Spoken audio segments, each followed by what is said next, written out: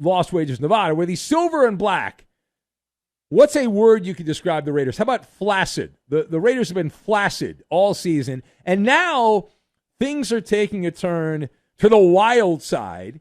If you have not been following, maybe not, bad job by you, but there are multiple anonymous Raider players that have said to have had a meltdown and are spilling their minds' thoughts regarding the tenure of Josh McDaniels. We are talking about malcontent players who are grumbling, and they're not happy, upset with the way Josh McDaniels airs them out watching film. One of the players told a reporter that we're going to go watch film and have the coaches blame us again for the loss, he said. Another player was upset about the old school offense, saying that it's not up to date compared to teams like the 49ers, the Eagles, and the Dolphins, who use the entire field. He also said those teams are having fun playing ball. For us, it's a job. Get that little violin out, that tiny violin. Also, the claim being made by a different Raiders player is that they are running the same blank for the last 20 years. Josh McDaniels' offense is the same offense the Patriots ran some 20 years ago. He said it's hard to win when you're too damn predictable. This anonymous Raider player also claimed that the Chicago defense, this is kind of funny, would call out what play the Raiders were running before they ran the play, that they knew exactly what the Raiders were going to do because they didn't change anything. So let us discuss the question. How ugly are things getting for Josh McDaniels in Viva Las Vegas? So I've got Grand Theft Auto, Animal Shelter, and Instagram.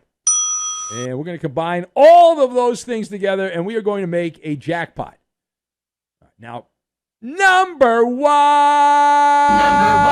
Yeah, Josh McDaniels has gone from saint to sinner.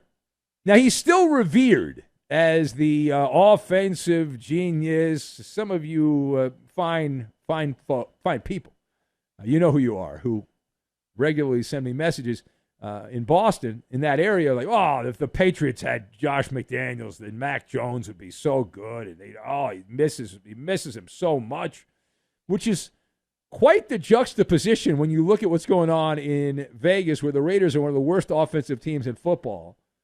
And this guy was a wizard, Josh McDaniels, apparently with the Patriots when it comes to X's and O's, proving that one man's gold is another man's rubbish. And if you look at how things are going with the Raiders, you take 3 steps back and you look across the landscape. Like, he's essentially playing Grand Theft Auto, and there's smoke that is flowing up from the hood as the car takes on the damage there, and it's the Josh McDaniels jalopy.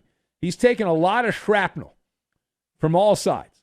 Now, some of this you could say is just soft players, right? You could say, well, oh, boo-hoo-hoo, the coaches are blaming us for losing. Well, the coaches aren't playing. You're the ones playing. Who else are they going to blame for losing, right? So tell me you're a wuss without telling me you're a wuss. So some of that is just you blame it on the player. But in general, there's a bit of a rule here. Casey Stengel came up with it so eloquently, old Baseball Hall of Famer from many years back, that the secret to being successful as a coach is to keep the 5 guys who hate your guts away from the 4 guys who haven't made their mind up. And it sounds to me like shiver me timbers that has not happened with the Raiders. That the guys that hate you, Josh McDaniels, have been able to work their way over to the guys that haven't made their minds up yet. And it's a problem. And McDaniels has a worse winning percentage with Vegas than he did in Denver when everyone said what a disaster he was with the Broncos. And the team is boring. Now you've got malcontent players. You don't need me to do the Maller math. Yeah, you don't need me. I mean, things are going great. If you're looking to change jobs, things are looking great. All right, now, page 2 here.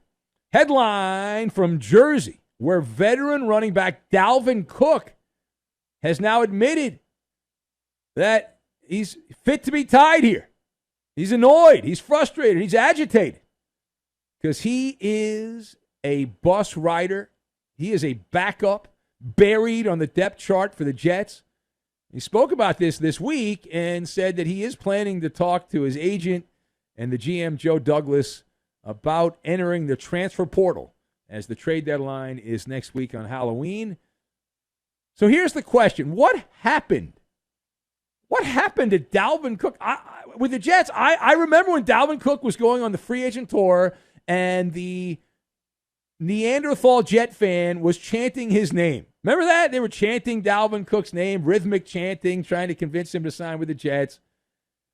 And if you look at what he's done here, he has not been able to do diddly poo with gangrene. He's not. I think we have audio on this, I'm told. All right, let's go to the audio tape. Here's Dalvin Cook. You can take a little listen. Take a listen. If you watch my career, you know the type of back I am. I get better and better as the game goes. More touches, filling the defense out. Just the more touches I get, the better I get as the game goes. So still kind of adjusting to that. But, with the carries I get, I do what I can. I try to be explosive, situational. I try to do what the team need to be done. And, that's where we at. So, of course it's frustrating. I'm an honest person, man. Like, I work. I want to play. That's just anybody. And yeah, it's frustrating because it's new for me. Like I come from getting the ball 20 times a game, however many times. I come from that. But yeah, of course it's frustrating, and it's something that I've been adapting to. And like I said, the people that's close to me, helping me, get to where I need to be. Okay. Where he needs to be is somewhere else, it would appear. But it is a case of bait and switch, right? The Jets thought they were getting a Westminster Kennel Club dog ribbon winning situation, right? They thought they were getting a dog that was going to win a dog show. And instead, they went to the animal shelter for an adopt-a-pet, and they got a dog covered in fleas and ticks. Right? And this is where the Vikings were right. Minnesota punted on Dalvin Cook, and people said, you're nuts. What are you doing? Now, it's not like the Vikings have a great running game this year, but they were correct that Dalvin Cook was losing it, and Dalvin Cook was let go in Minnesota because he had crossed the 1,500 touches threshold, crossing the Rubicon. And the analytics claimed that when a running back crosses 1,500 touches, their productivity craters. Checkmate so far. And as for the idea that another team is going to trade for Dalvin Cook, what kind of pipe dream is that, right? The Jets, here's where Dalvin Cook's going to end up. If the Jets want, they're going to try to trade him. I'm sure they will talk to some teams. No one will trade for him. So then what the Jets will do is they'll go down to one of those red kettles from the Salvation Army, and they'll leave a donation. Dalvin Cook will be put into the waiver wire, and then he can go somewhere else. All right, final point. We head to Miami. Miami. You know who's heading to Miami? Hard Knocks. Yeah, in-season Hard Knocks, it was announced this week, coming to the Dolphins locker room near you. The signature vehicle of HBO will have cameras and microphones canvassing the team facility. And how do you think that was meant? Well, let's see. Tua Tagovailoa, not happy. Xavier Howard, really not happy. They are among the name brand Dolphin players complaining. Now, the one that complained the loudest was Xavier Howard. He said, Hard Knocks is bull pucky.